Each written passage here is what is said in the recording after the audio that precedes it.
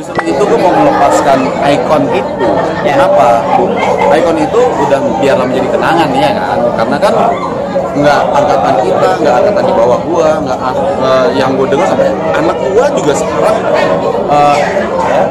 anak gua sekarang ini nih ada statue setelan cuek, ngasih lihat foto gua zaman gua film ikonik gua itu, gua kayak buset sampai ini masih aja ada ya gitu. Cuman ya udah, itu biarlah menjadi kenangan.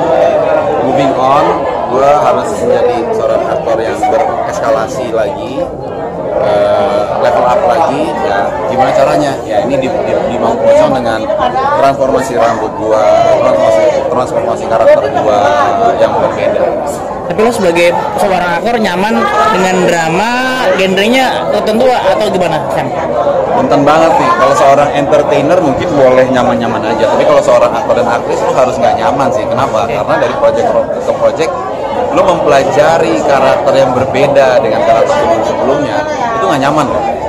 Karena kan harus jadi orang lain di setiap project. Itu nggak nyaman loh. Kalau entertainer beda. Ya lo karakter lo itu aja gitu aja. Itu beda lagi. Nah, untuk kesulitannya di bagian mana dalam ayat kursi ini? Kalau boleh tahu kesulitannya. Tadi gue udah bilang, gue kan non muslim. Ibarat gue pemain basket disuruh belajar biliar misalnya. Ya itu kan sulit gitu. Karena ini orang kalau mau mengerti dia harus menghafal dulu baru mengerti. Nah, ini kan gue kan pemecah talinya. Jadi gue nggak bisa kaku ayat kursinya gitu loh. Akan lucu kalau gue nggak total belajarnya gitu ayat kursinya, menghafalnya gitu. Jadi ya 3 hari. 3 hari cuman di kereta, untungnya 6 jam ke Tegal, jadi lebih ada waktu lagi. Ya kan di kereta gabut, ngapain di kereta, mau loncat keluar bisa. Ya itulah aktor dan aktris tugasnya. Tapi itu pas sebelumnya emang belum. Waduh, berapa ya? Bingung jawabnya. Puluhan lah.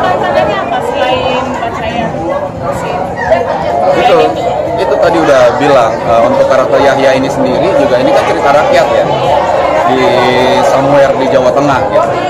Ya itu harus ditarik dulu, pelajarin gitu. Nggak bisa kita main-main aja gitu, cuma ngapalin dialog gitu, nggak bisa. Kita dulu kamu apa gitu. Tapi pas emang bukan gua. Lo percaya nggak sih sama kesedihan, Sam? Enggak sih. Ya cuma kan karena aktor harus mempelajari dong. Kan mempelajari kan harus, sama tidak percaya sama tidak mau percaya beda dong. Ini kan harus gitu kan. Udah. Sam, tadi kan Mbak Siska sempat nge-spill ya bahwa ini relate terjadi di Jawa Tengah. Lalu ada juga bahwa untuk mengingatkan bahwa orang harus berhati-hati dalam kehidupan. Kalau menurut sendiri pesan apa sih yang pengen disampaikan di film ini, Sam? Di dunia ini memang kita tahu ada dimensi lain. Apakah kita percaya atau enggak itu urusan kita masing-masing. Tapi kita tahu di dunia ini bukan cuma dimensi kita manusia gitu. Nah, jadi apapun dimensinya itu ya kan kita diajarin untuk saling menghormati ya. Jadi masalah kalau di tempat lain atau di mana ya nggak teriak-teriak, nggak ngomong kotor, berlaku sopan, jaga kebersihan, itu kayaknya berlaku bukan untuk bangsa kita doang deh. Kayaknya dimensi lain juga masa kita bertamu ke tanda kutip rumah orang yang udah lama tinggal di situ, terus kita ugal-ugalan. Ya lagi rumah kosong, apalah itu namanya lah.